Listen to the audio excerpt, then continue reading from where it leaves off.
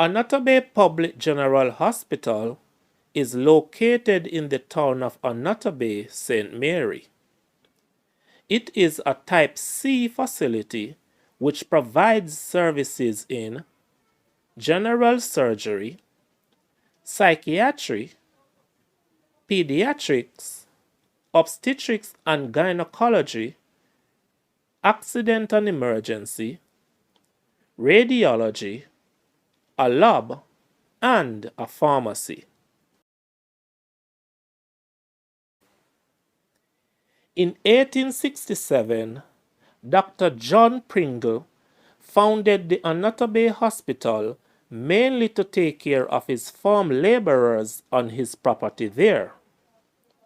83 years later, in 1950, a newer hospital building was opened.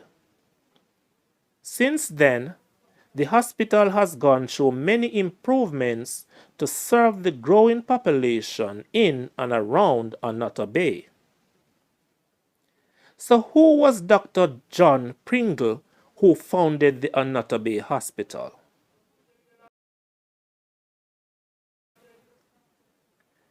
John Pringle was born on July 25, 1848 at the Sutherland Shore in Scotland.